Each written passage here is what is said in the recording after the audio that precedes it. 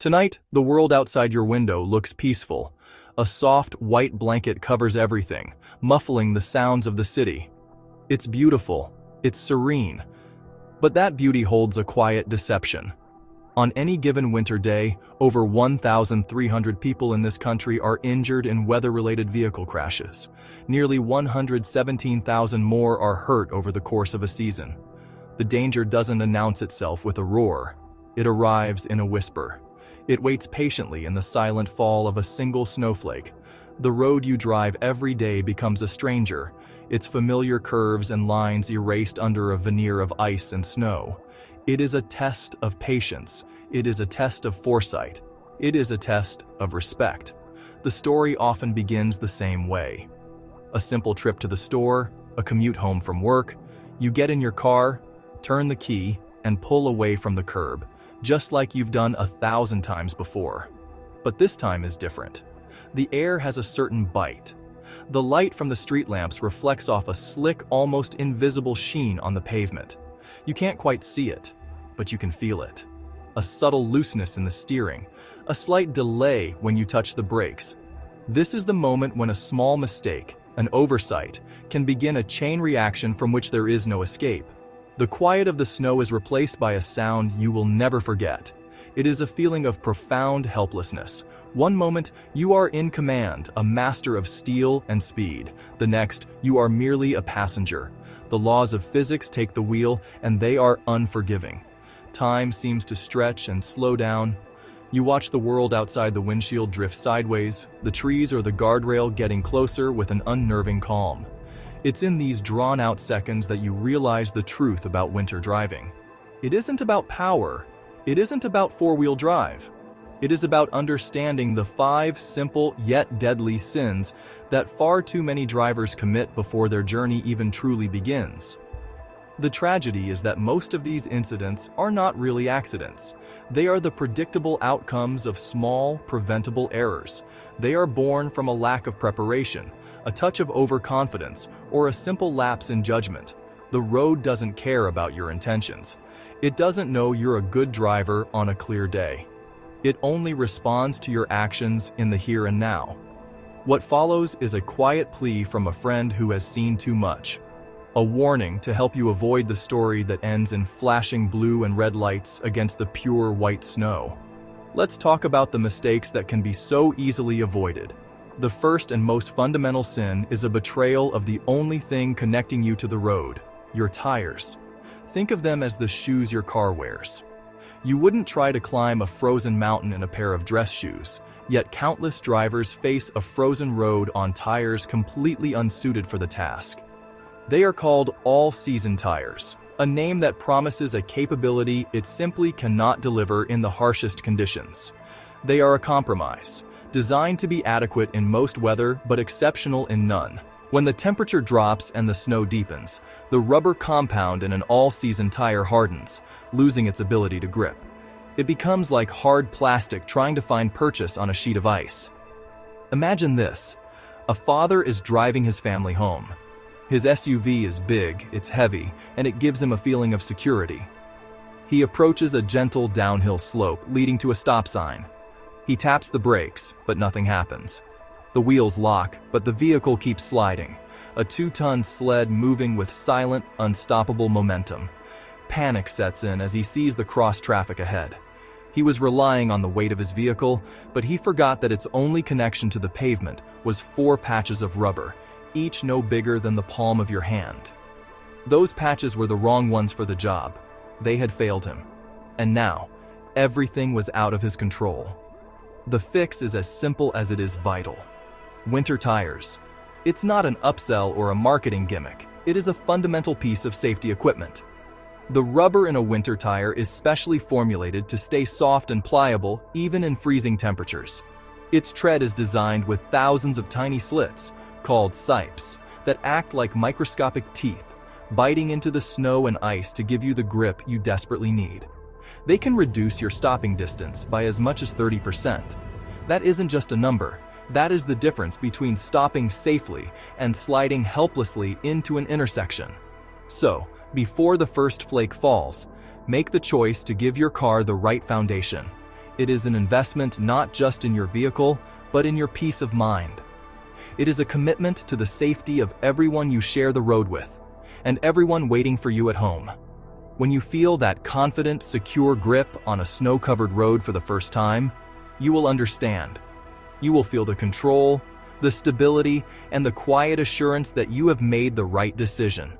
You have avoided the first sin, and in doing so, you have built your safety from the ground up.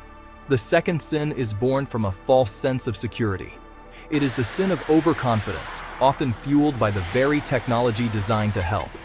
You sit high up in your large truck or all-wheel drive SUV. You feel invincible. The vehicle's four-wheel drive system engages, pulling you through deep snow with ease. It accelerates so well you begin to forget the danger beneath your wheels. You start to believe your vehicle has conquered winter. But all-wheel drive helps you go. It does very little to help you stop. It does very little to help you turn. And that lesson comes far too late for many. Picture a young woman in her new crossover. She's confident, maybe a little impatient.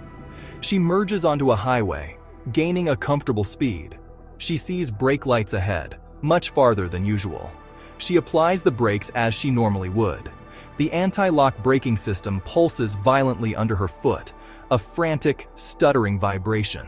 Tires losing grip. The vehicle glides forward. Its weight becomes a liability. Her confidence evaporates. She realizes she is no longer driving the car. The ice is. The illusion of control is the most dangerous thing on a winter road. A heavy AWD vehicle can accelerate with deceptive ease. That masks slick conditions and tricks your brain. But when it's time to slow down or to navigate a corner, that mask becomes your enemy. Momentum of a heavy vehicle is harder to overcome on low friction. Brakes can only do so much when tires aren't gripping. Modern safety features can lull you into greater danger. The solution is humility. Fight the urge to trust power. Respect the vehicle's limits. Double your following distance. Triple your following distance. A 4-second gap on a clear day become 8 seconds, 10 seconds, 12 seconds in the snow. That gives you one thing that can truly save you. Time. Time to react. Time to brake gently. Time for the vehicle to slow without losing traction. Brake as if an egg sits between your foot and the pedal. Slow, gentle, deliberate pressure. That is always better than a sudden, panicked stomp. Remember, four-wheel drive does not mean four-wheel stop. Section 4. The third and fourth sins. The twin terrors of speed and panic. We now arrive at two sins that often occur in quick succession, feeding off one another in a rapid spiral toward disaster. The third sin is driving too fast for the conditions.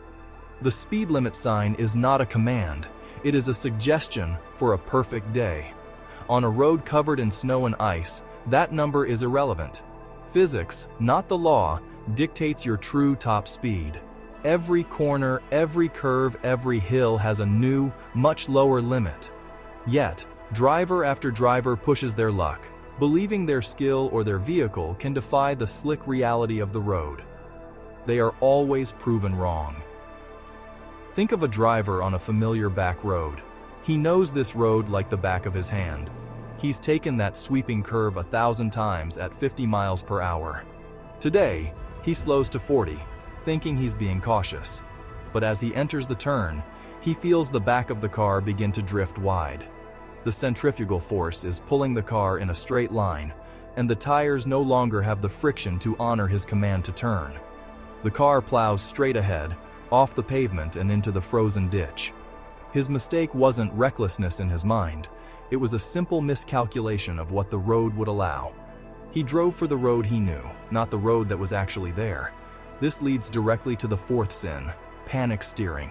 As the car begins to slide, our instincts scream at us to react, and to react violently. The driver in our story yanks the steering wheel hard in the opposite direction of the slide. This is the single worst thing he could do. An overcorrection is like a whip crack. It snaps the car's momentum back the other way with even greater force, often sending the vehicle into an uncontrollable spin. The initial manageable slide has now become a chaotic, terrifying pirouette across the slick roadway, often into the path of oncoming traffic. The desire to fix the problem instantly only made it infinitely worse. The answer to both of these sins is a state of calm. First, you must drastically reduce your speed before you ever get into a slide. Drive slowly enough that you have time to think, not just react, and if a slide does begin, you must resist the urge to panic. Your hands should be light on the wheel. Your eyes should look where you want to go, not at the obstacle you fear hitting.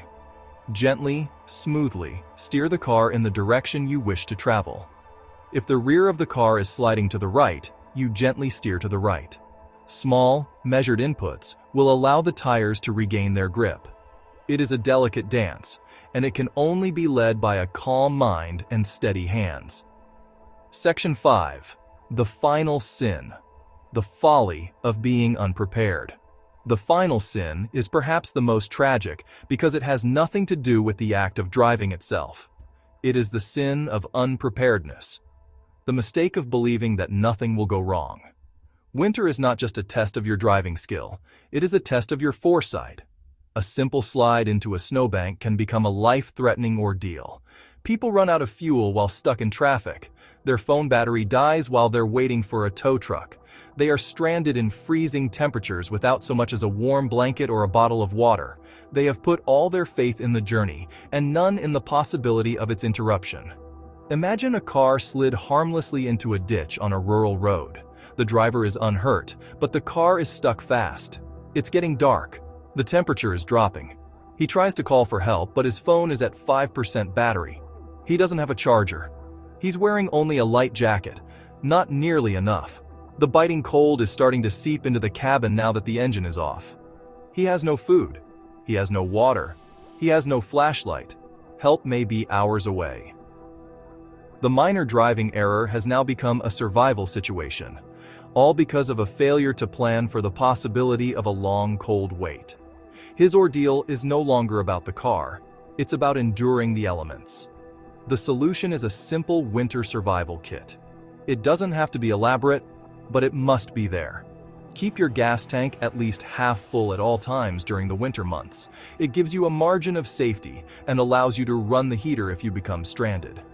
Pack a dedicated bag to keep in your trunk. It should contain a warm blanket or sleeping bag, extra hats and gloves, a portable phone charger or power bank, a few bottles of water and non-perishable snacks, a small shovel, a bag of sand or kitty litter for traction, and a good flashlight are also invaluable tools. This isn't about being paranoid. It's about being smart. It's about respecting the power of winter. Your journey doesn't end when you turn off the engine in your driveway. It ends when you walk safely through your front door.